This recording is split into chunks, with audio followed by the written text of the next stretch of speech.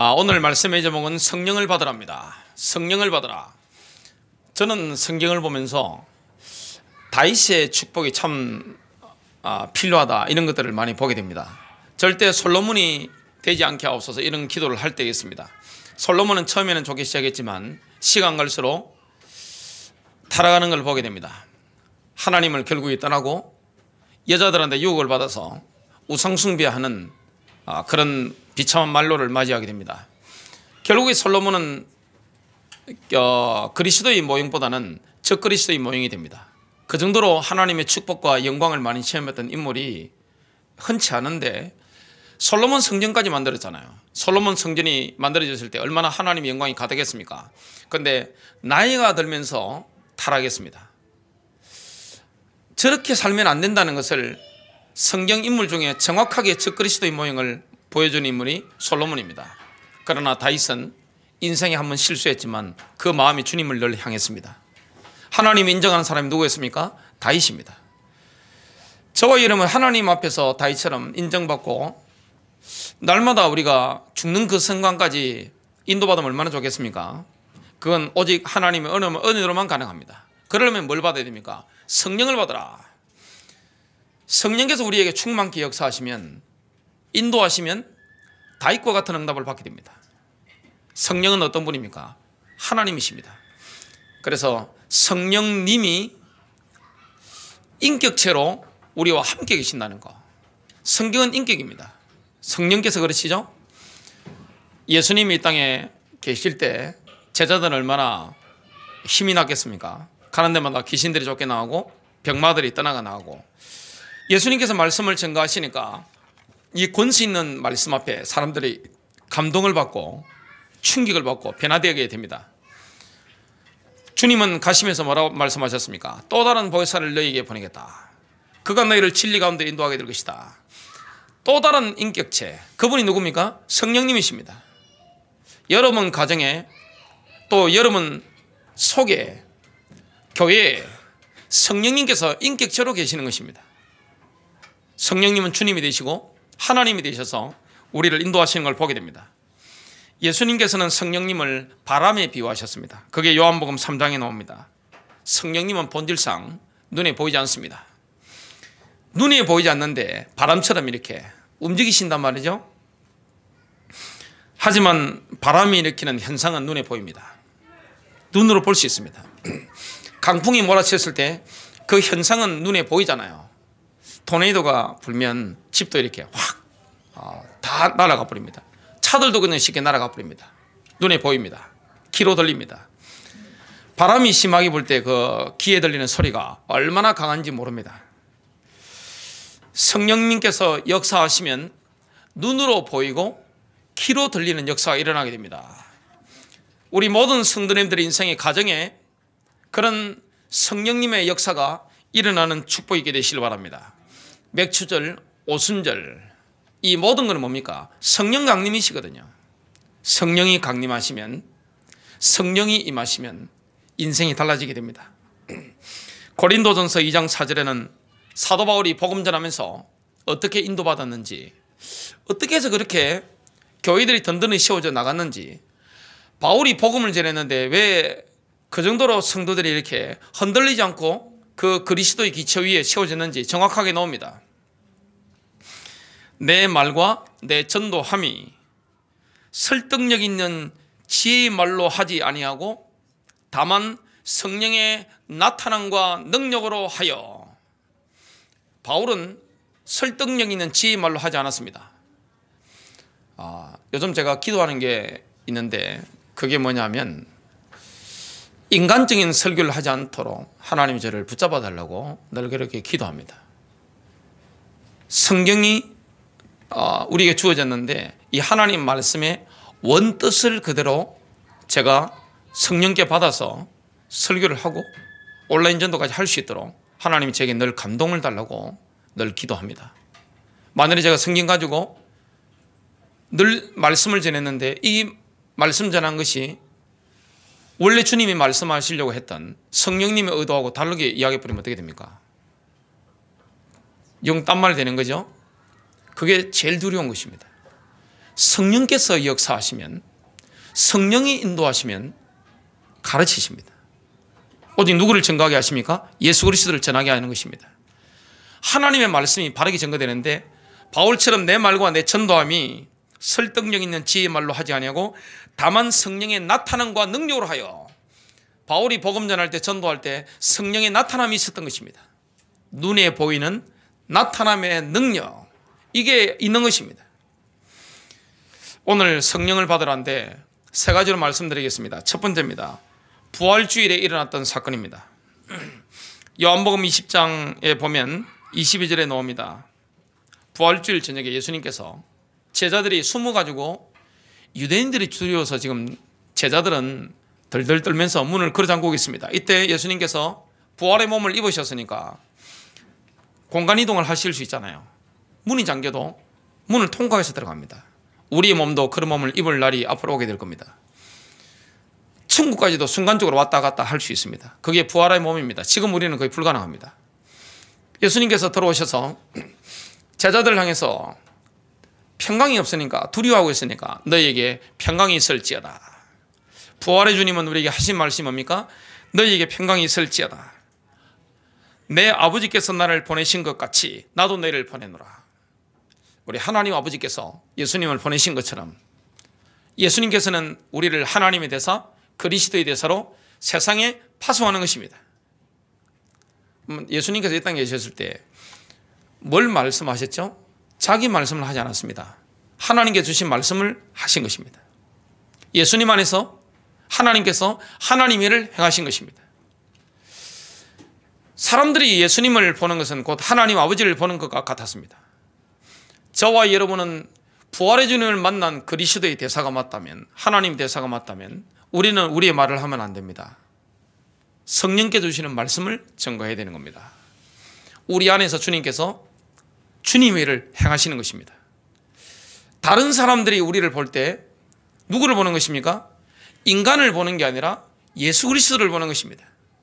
저와 여러분을 보는 것은 누구를 보는 것과 같은 것이냐? 주님을 보는 것과 같은 것이요, 하나님을 보는 것과 같은 것입니다. 아버지께서 나를 보내신 것 같이 나도 너희를 보내노라. 이 말씀을 하신 다음에 예수님께서 제자들 위해 숨을 내쉬면서 말씀하셨습니다. 성령을 받아라. 제자들 위해 위로 숨을 내쉬면서 성령을 받아라. 다르게 번역한다면 거룩한 숨을 받아라.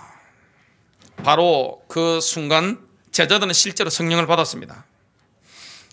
부활하신 주님을 제자들이 만났을 때 그들은 이미 구원을 받았잖아요. 이 구원이 완성이 된 겁니다. 로마서 10장 9절입니다. 내가 내 입으로 주 예수를 시인하고 또 하나님께서 그를 죽은 자들로부터 살리신 것을 내 마음에 믿으면 구원을 받으리라. 우리는 입술로 주님을 시인하고 하나님께서 예수 그리스도를 죽은 자 가운데서 살리신 것을 마음으로 믿으면 구원을 받습니다. 자, 부활주일 저녁에 예수님께서 숨을 내쉬면서 성령을 받으라 했을 때 성령을 받았습니다. 예수 생명이 임한 거죠. 그러나 예수님께서는 그 경험이 완전한 것은 아닌 것을 말씀하셨습니다. 완전한 것은 아니다. 더 필요한 게 있다고 말씀한 겁니다. 누가복음 24장 49절에 이렇게 말씀합니다. 보라, 내가 내 아버지께서 약속하신 것을 너희 위에 보내노라. 그러나 높은 곳으로부터 능력을 입을 때까지 예루살렘 도성에서 기다리라. 오늘 아버지께서 약속하신 게 있습니다. 그게 뭡니까? 성령 세례입니다. 성령 침례입니다. 성경의 원뜻에 세례가 맞을까요? 침례가 맞을까요? 저는 장로교만 다녔습니다. 그래서 물로 찔끔찔끔 주는 세례밖에 받은 경험이 없고 준 경험이 없고 본 경험이 없습니다. 저는 침례 받는 것을 본 적이 아직 영상으로 외에는 한 번도 본 적이 없습니다. 그런데 성경의 원 의미는 뭘까요? 침례입니다. 신앙을 직접 고백한 사람이 그리스도와 함께 장사됐다는 것, 그리고 물에서 올라온다는 것은 부활하는 것을 말합니다. 물속에 완전 들어갔다 나오는 겁니다. 그렇다면 모든 것은 예수님이 모범을 보이셨는데 예수님이 세례를 받으셨을까요? 침례를 받으셨을까요? 예수님은 침례를 받으신 겁니다. 그럼 예수님하고 같이 사역을 했던 사도들이 베풀었던 게 뭘까요? 다 침례입니다. 물속에 완전 들어갔다가 나오는 것입니다. 그런 의미를 알아야 우리가 성령 세례, 성령 침례가 뭔지 이해됩니다. 성령으로 세례를 받으리라. 그 말은 뭡니까? 폭포가 내리붓는 것처럼 위에서 성령의 충만함이 내리 부어버리는 겁니다. 그게 필요한 것입니다. 신자에게 정말로 필요한 축복이 뭡니까? 오순절의 축복입니다. 맥추절의 축복, 오순절의 축복, 성령 강림의 축복입니다. 사도행전 1장 5절입니다. 요한은 정령 물로 침례를 주었으나 너희는 여러 날이 지나지 않아 성령으로 침례를 받으리라. 요한이 물 침례를 베풀었지만 우리는 몇 날에 못 되어 성령으로 침례를 받으리라. 이 말씀을 하고 있습니다. 사도행전 1장 8절은 이렇게 말씀하죠. 그러나 성령께서 너희에게 임하시면 너희가 능력을 받으리니 그러면 예루살렘과 온 유대와 사마리아와 땅끝까지 이르러 내게 증인이 되리라고 하시니라. 성령 침례가 임하면 예수 그리스도의 증인이 됩니다.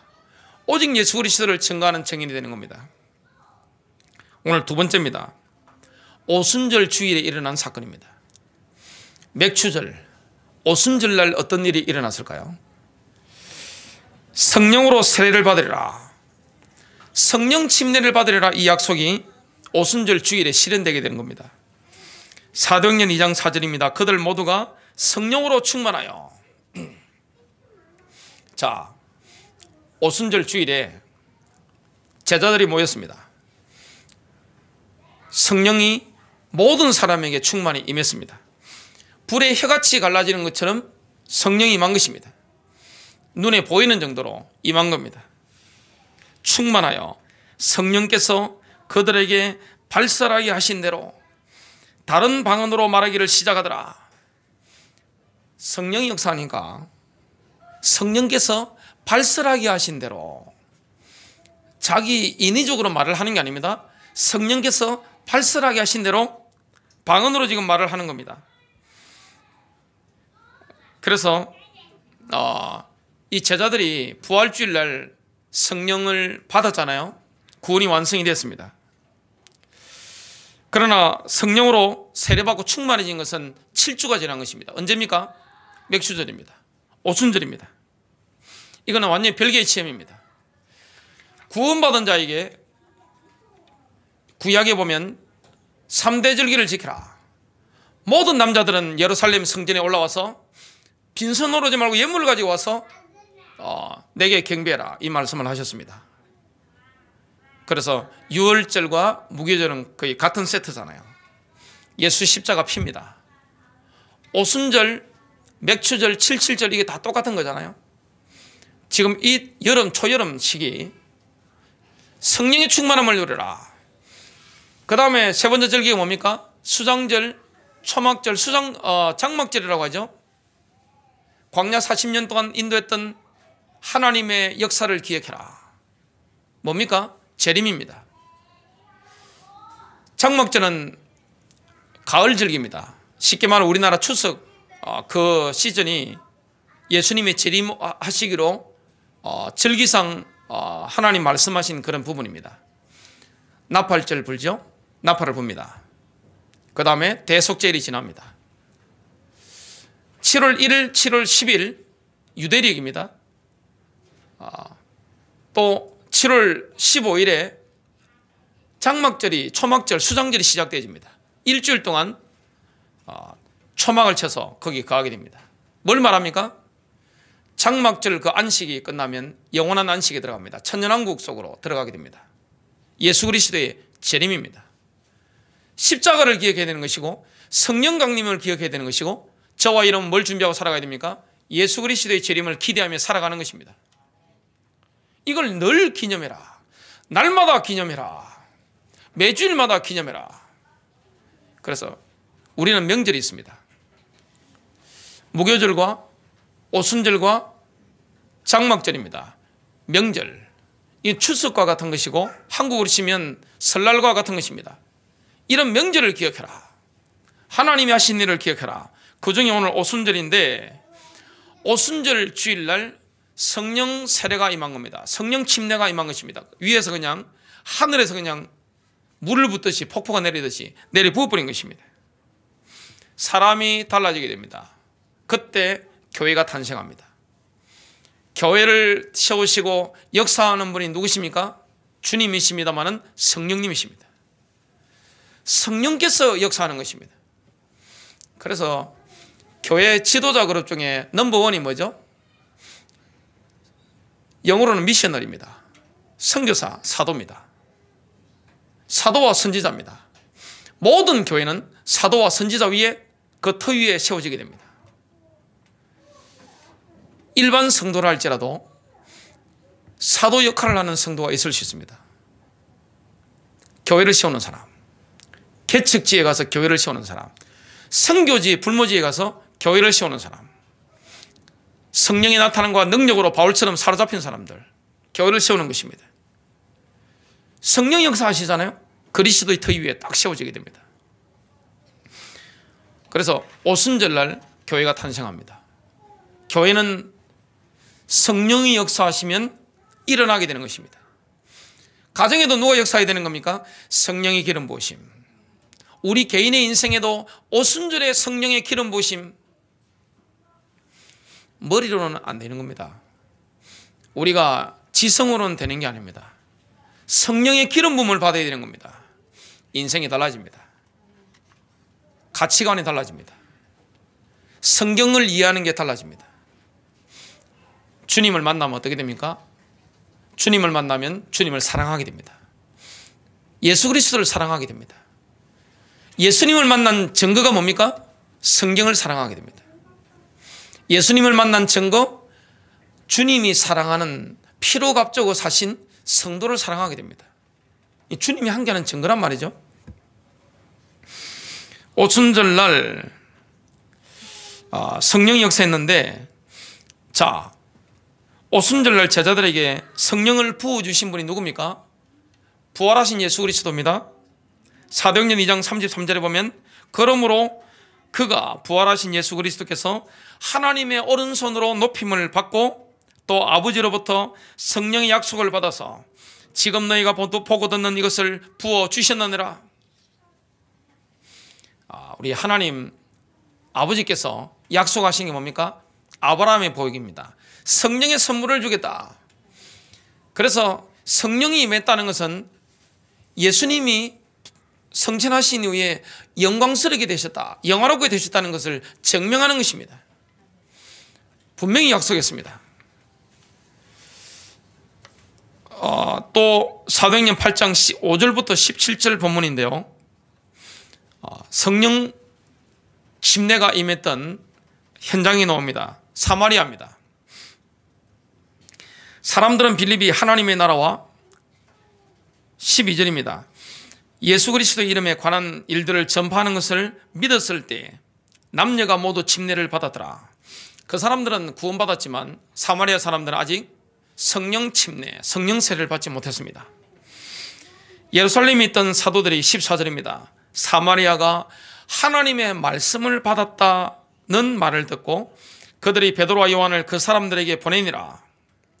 그들이 내려가서 사마리아인들이 성령을 받도록 기도하니, 이미 구원받았는데 성령을 받도록 기도하니, 이는 성령께서 아직 그들 가운데 아무에게도 내리신 적이 없고, 구원받았지만 이 성령 충만한 이 비밀이 아직 내린 적이 없는 겁니다.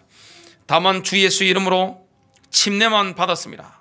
그때 두 사도가 그들에게 안수하니 그들이 성령을 받았느라.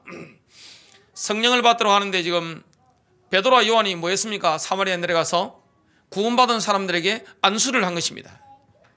이 안수라는 것은 아무나한테 받으면 안 됩니다. 사람은 영적인 게 전달됩니다. 눈을 봐도 전달되고요, 생각만 해도 전달됩니다. 그리고 악수만 해도 전달되고, 영적인 거는요, 특히 안수하면 어떻게 됩니까? 안수하는 사람의 영적인 게 그대로 다 들어가 버리는 겁니다. 그래서 어린 유치원생이나 갓난아이들, 영적으로 뭐 귀신 들린 사람이라든지 이런 데는 가능하면 안 들어가는 게 좋잖아요. 가능하면 병원 같은 데도 안 들어가고. 왜냐하면 악한 영의 공격을 받을 수가 있는 것입니다. 영적으로 약한 사람들은 막 아이들 데리고 뭐 귀신 들리는 현장이나 무당집에 있는 데 가능하면 안 가는 게 좋습니다.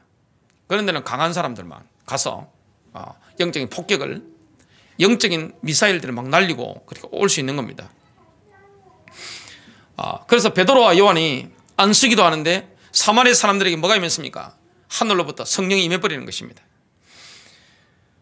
그런 역사가 일어나게 되었습니다. 또 사도행전 19장 1절부터 7절 본문인데요, 바울이 에베소에 이르러 어떤 제자들을 만났을 때 이런 질문을 던졌습니다. 너희가 믿은 후에 성령을 받았느냐? 너희가 믿은 이래로 성령님을 받은 적이 있느냐? 너희가 믿은 것 같은데 그 이후에 성령을 받은 적이 있느냐? 이렇게 질문한 겁니다. 여러 가지 추가 질문을 바울이 던지고 난 다음에 그 제자들은 알고 보니까 세례 요한의 제자들이었습니다. 그걸 알고 바울이 뭐합니까? 완전한 복음을 전합니다. 정확한 복음, 십자가의 복음, 이걸 전하게 됩니다. 부활의 복음을 전하게 됩니다. 바울의 말을 들은 그 사람들은 주 예수 이름으로 침례, 즉 세례를 받게 됩니다. 바울이 뭐 했습니까? 지금 에베소에 만난 제자들에게 사도행전 19장 6절에 보니까 안수했다는 장면이 나옵니다. 바울이 뭐 했습니까? 성령 침례 받으러 안수를 베푼 것입니다. 이 안수라는 게 굉장한 것입니다. 그래서 목사 안수 받잖아요. 장로 안수 받잖아요. 안수 입사될 때 안수 받는단 말이죠. 그리고 부모가 안수하잖아요. 병자들 안수한단 말이죠. 귀신 들린 사람 안수합니다. 함부로 안수하면 돼요, 안 돼요? 안 됩니다. 인도받아서 안수해야 됩니다. 주님이 안수하기에 하시는 사람이 있습니다. 누가 역사합니까? 능력이 사람에게 있는 게 아닙니다. 주님께 있는 겁니다. 안수의 능력은 안수하는 사람도 아니고 받는 사람도 아니고 성령께 주권이 있는 겁니다. 성령이 역사하는 겁니다. 그래서 이 성령 충만했던 바울이 에베소에 만난 제자들에게 안수하는데 성령님께서 그들 위에 임하심으로, 지금 위에서 내려오는 거죠. 이걸 분명히 눈에 보일 정도로 체험한 겁니다. 임하심으로 그들이 방언들로 말하고 뛰어나니라. 이 안수하는데 성령 침례가 임하니까 에베소 제자들이 뭐합니까? 방언을 하는 것입니다. 뭐 하는 겁니까? 갑자기 예언을 하는 것입니다. 장래에 되어질 일들을 막 예언하는 것입니다. 여러분이 이 환경에 있었다 생각해 보세요. 완전히 다른 것입니다. 사람이 완전히 달라져 버리는 것입니다. 그래서 교회를 세우는 사람들이라든지 지교회를 개척해 나가는 사람이라든지 어떤 현장을 맡아서 복음을 전할 사람들은, 가문을 일으킬 사람들은 필수로 체험해야 되는 게 뭡니까? 성령 충만 체험입니다. 하나님의 나라는 말에 있는 것이 아니라 능력에 있음이니라. 사도행전 10장 34절에서 48절 본문입니다. 이 경우는 지금 마가다락방이나 사마리아나 또 에베소의 제자들과는 상황이 다릅니다. 성령이 지금 믿은 다음에 임했는데, 지금 사도행전 10장에 고넬료 집에 베드로와 제자팀이 갔을 때는 설교하는데 그냥 안수도 안 했는데 그냥 성령이 임해버린 것입니다. 44절입니다. 베드로가 아직 이런 말을 하고 있을 때 성령께서 그 말씀을 듣는 모든 사람에게 임하시더라. 그 말씀을 듣는 모든 사람에게 내려오더라. 말씀만 증거하는데 성령이 내려오는 것입니다. 성령이 임해버리는 것입니다. 이게 사실은 다잖아요. 이 하나님의 나라는 지식을 외우는 게 아닙니다. 하나님의 나라는 성령님의 이런 인격적인 부분을 같이 체험하는 겁니다. 불같은 바람 같은 이 능력을 실제 체험하고 누리는 것입니다. 성령의 역사, 인간의 힘이 아닙니다. 하나님 나라를 확장시키는 능력은 뭡니까? 성령의 역사입니다. 이 사단의 역사가 얼마나 강합니까? 대한민국은 5,000년 우상숭배를 했습니다. 이게 무속신앙이 5,000년 동안 베일에 쫙 베이스에 깔려 있습니다. 유교를 500년 동안 했습니다. 대한민국의 기독교는 껍데기는 기독교입니다만은 교회 안에 들어가 보면 행정과 체계는 유교입니다. 모든 걸 서열화다 시켜놨습니다. 통제를 해야 되기 때문에. 그리고 성도들이 믿는 믿음은 기독교가 아닙니다. 기복신앙입니다. 복달라 하는 것입니다. 신앙의 본질이 아닙니다. 그러니까 육신적인 응답 오면 할렐루야 그랬다가 육신적인 응답 안 오면 어떻게 합니까? 하나님 나한테 지금 왜 이러십니까? 이렇게 된단 말이죠. 이 신앙이 아니란 말이죠. 자, 지금 말씀만 전했는데 이 고넬류 집에 갔을 때 성령이 임하는 것입니다. 누가 놀랐을까요? 베드로와 유대인들이요 엄청 놀래버린 겁니다. 이 성령이 임하니까 얼마나 놀라겠습니까? 그러니까 우리나라가 보면 이 무속신앙, 유교신앙이 쫙 깔려있단 말이죠. 이 사단의 세력이 얼마나 강합니까? 우리나라보다 더 강했던 지역이 있습니다. 그게 바울팀이 복음을 전했던 로마의 도시들입니다. 한 도시마다 우상이 다 잡고 있습니다. 그런데 그걸 바울팀이 가는 곳마다 막 깨뜨렸거든요. 막 공격해서 무너뜨렸거든요. 그 능력이 뭡니까? 성령의 능력입니다. 성령께 사로잡히는 것입니다. 저와 여러분에게 능력이 있는 게 아닙니다. 성령의 능력인 줄로 믿습니다. 교회도 개인도 전부 성령의 능력이거든요. 이걸 안다면 저와 여러분이 늘 기도해야 될 줄로 믿습니다. 새벽마다 기도하시고 밤마다 기도하시고 순간순간 기도하고 주일날은 완전히 성령의 역사 속에 완전히 잠겨버리는 것입니다. 사람이 완전히 바뀔 정도로 여러분 기도하시고 인도받아야 됩니다. 그래야 영적 싸움이 승리하게 됩니다. 본질을, 신앙의 본질을 추구하면서 영적 싸움을 저와 여러분 누리게 되시길 바라는데요. 베드로를 비롯한 유대인들은요 성령의 선물을 이방인들에게 부어주심을 보고 지금 굉장히 놀란 겁니다. 그때 베드로가 이방인들에게 주의 이름으로 침례를 받으라고 명령을 내린 것입니다. 베드로는 하나님의 지금 사람이고 사도다잖아요. 이방인들 보고 주의 이름으로 침례받을 것을 명령했다고 성경에 나옵니다. 베드로는 사도행전 10장의 동일한 사건을 또 이야기를 합니다. 뭐라고 이야기합니까? 하나님께서 이방인들에게 우리에게 주신 것과 똑같은 성령의 선물을 주셨다. 이걸 예루살렘 교회 보고하면서 인용을 하게 됩니다.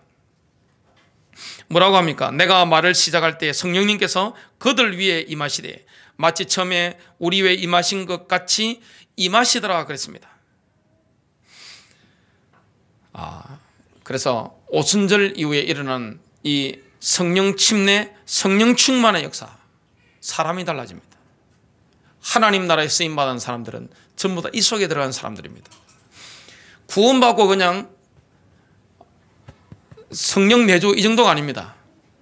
하나님의 성령으로 뭡니까? 갖다 부어버리는 겁니다. 그래서 우리에게 문제 사건 일어나는 것은 그냥 축복입니다. 영적인 사람이 그냥 나오겠습니까? 하나님이 그냥 쓰시겠습니까? 믿음은 시험되어야 됩니다. 언젠가 제가 메시지 한번 던진 적 있죠? 믿음은 시험되어야 됩니다.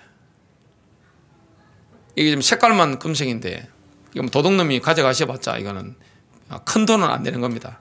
이게 만약에 금이라고 하면 용광로에 집어넣으면 어떻게 됩니까?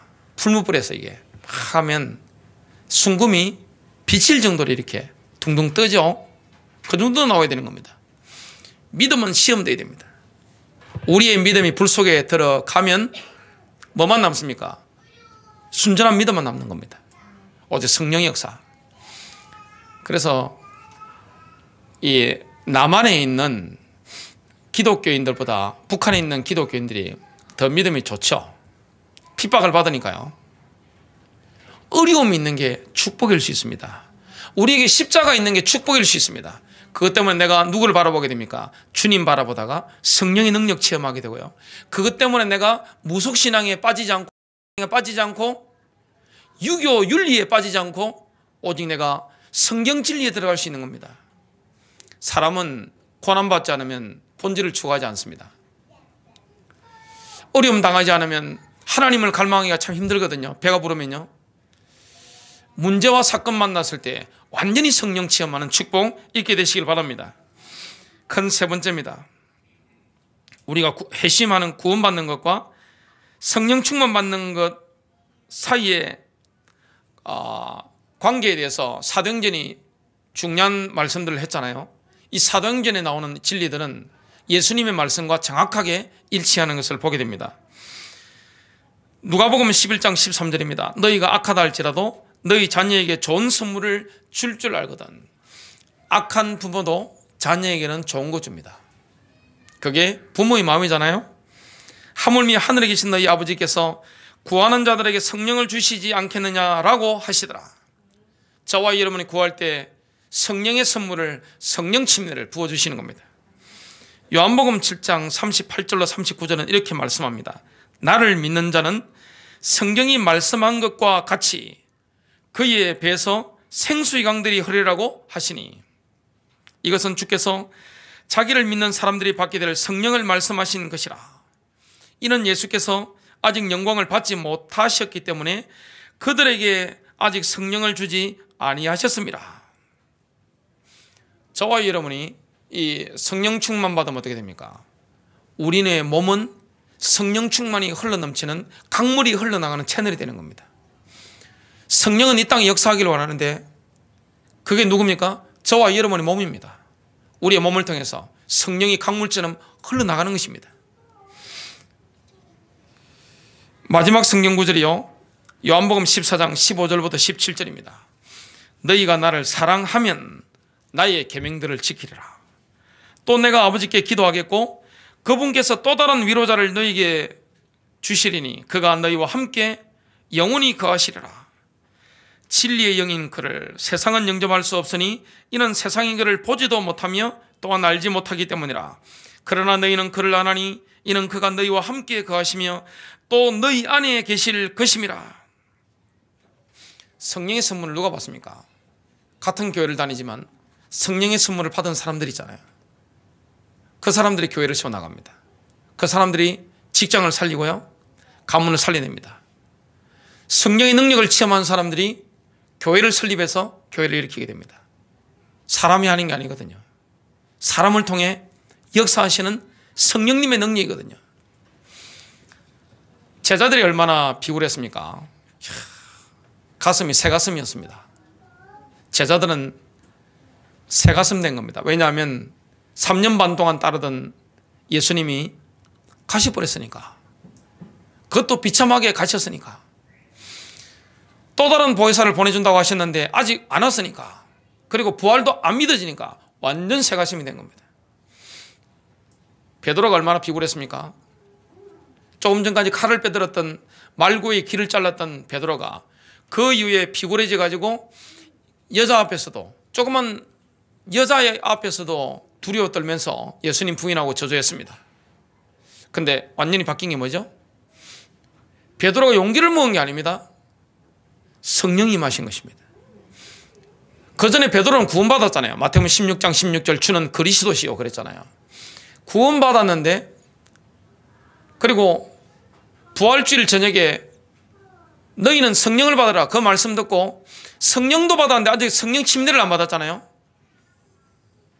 그래서 주님께서 뭐라고 하셨죠? 누가복음 24장 49절에 보라 내가 내 아버지께서 약속하신 것을 너희 위에 보내노라. 그러나 높은 곳으로부터 능력을 입을 때까지 예루살렘 도성에서 기다리라. 이 성에 유하라. 예루살렘 도성에서 기다리라. 제자들이 나가서 3년 반 동안 들었던 메시지를 가지고 외치는 게 빠를까요? 기다리는 게 빠를까요? 예수님은 나가지 말아라. 이 성에 유하라. 성령님께 사로잡히는 게 우선입니다. 하나님의 나라는 누구를 통해 확산되어져 나가느냐? 성령의 사람입니다. 성령 침례받은 사람, 성령 충만 받은 사람, 특징이 뭡니까? 담대합니다. 그리고 거룩해집니다. 죄가 싫어집니다. 주님을 갈망하게 됩니다. 주를 위해 살고 싶은 마음밖에 없습니다. 세상적인 재미가 없습니다. 재미가 없다는 거예요. 하면 하겠지만 재미가 없습니다. 오직 주를 위해 살고 죽겠다는 열망만 가득 올라오게 됩니다. 자, 그러면 2000년 동안, 기독교 2000년 동안 순교한 사람들이 많습니다. 그들이 슬픔으로 죽었을까요? 기쁨으로 죽었을까요? 성경을 보고 제 신앙을 보고 이때까지 현장을 본다면 기쁨으로 다 죽었습니다. 죽을 때 어디에 잡혔을까요? 하나님의 영광의 기쁨으로 충만한 것입니다. 충만한 겁니다. 왜냐? 성령으로 주님이 갖다 부어버린 겁니다. 하나님 나라에는 이런 사람들이 일어나야 됩니다. 이것도 아니고 저것도 아니고 한 사람을 통해 하나님 역사하신 적이 단 한 번도 없습니다. 하나님을 쓰시는 사람 특징이 뭡니까? 순결한 사람. 마음이 두 마음이 아닙니다. 마음이 오직 한 마음으로 주님께 드려진 사람. 계산하지 않는 사람. 주를 향해서 자기 모든 걸 던진 사람. 성령이 사로잡습니다. 저와 여러분이 성령께 잡혀야 됩니다. 사도 바울이 어떻게 복음을 전했는지 간증하는 성경 구절 고린도전서 2장 4절을 제가 읽어드리고 마치겠습니다. 내 말과 내 전도함이 설득력 있는 지혜의 말로 하지 아니하고 다만 성령의 나타남과 능력으로 하여. 승리하시길 바랍니다.